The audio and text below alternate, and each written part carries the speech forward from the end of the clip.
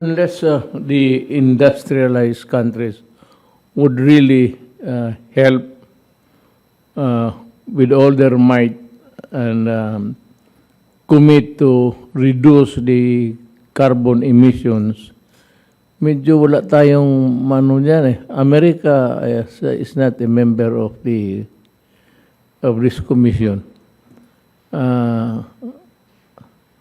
Paano ba ito? Because unless they come to their senses actually, they cannot expect the smaller nations with the least emissions, carbon emissions, na pipilitin nila na sumunod tapos sila ayaw. That has always been the equation between the rich and poor nations, between the industrialized countries and those that are lagging behind. So, that is really what's wrong with itong unless they come up with sanctions. But that is very hard to do. Unless may mga sanctions kasi medyo mahirap yung mapasunod. But this commitment of ours to reduce our emissions by 70%, hanggang what's the timeline? Thank you, Mr. President. If I may also, this is why, Mr. President, it's important for us to continue with the clarion call which you made. Essentially, it's climate justice to those who are least responsible for climate change, to those with the least resources, to those who are most vulnerable and at risk. We need to do more. And when we say we need to do more, it's really on the part of the developed nations because they have been largely responsible for greenhouse gas emissions, which is the object when it comes to climate change mitigation. Developing nations, Mr. President, nasa climate change adaptation tayo, we are on the receiving end. And in our report, you will find, Mr. President, how hard we have been working along with the international community to raise this issue. You have given us proper guidance to make sure that developed countries need to do their part po.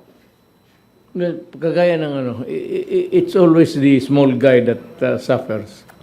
The poorer nations, kagaya nandito na tayo sa level na yan, or the category that we find ourselves in today at present time.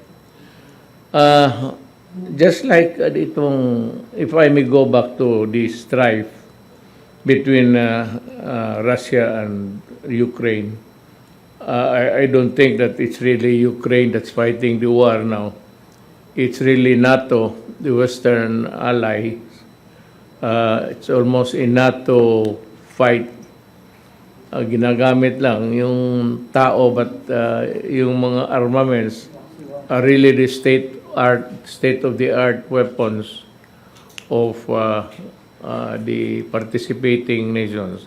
Germany, may mga iba.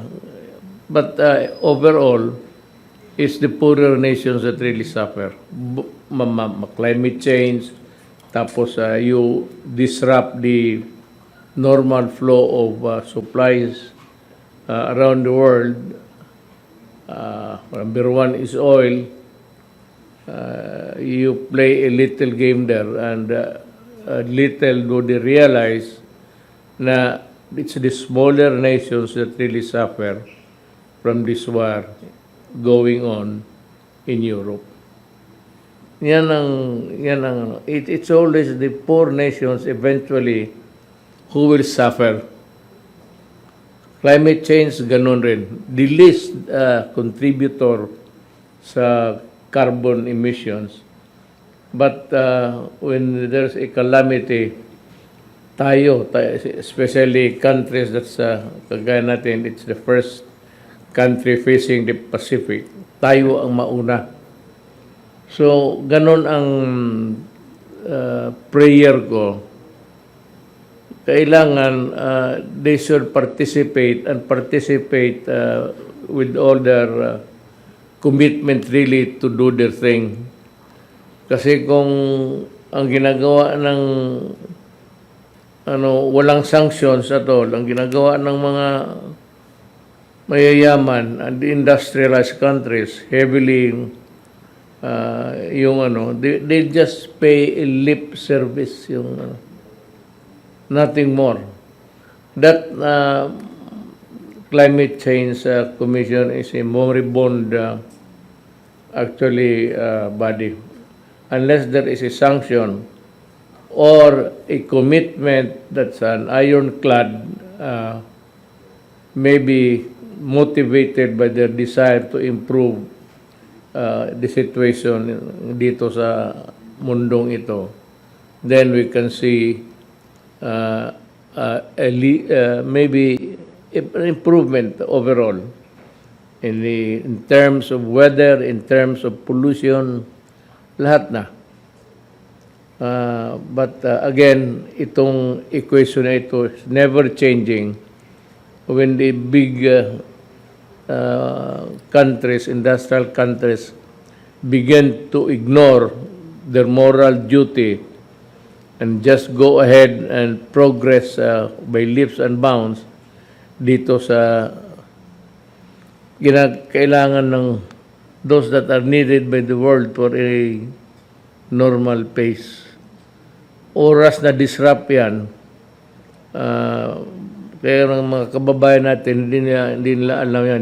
They do not really realize the impact, the challenges that we face itong sa ngayon. Because it's oil and everything, the trade and commerce.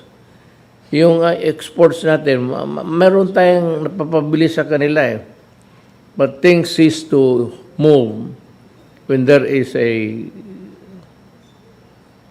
itong may mga mayaman na ewan ko ba? Pero that is really what is that's the lamentations of the poor. Kaya mahirap talaga na it's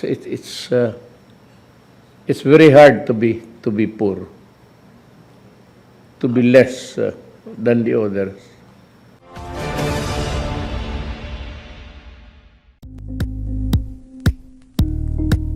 Thank you for watching Politico TV. Please like and subscribe to our channel for more videos.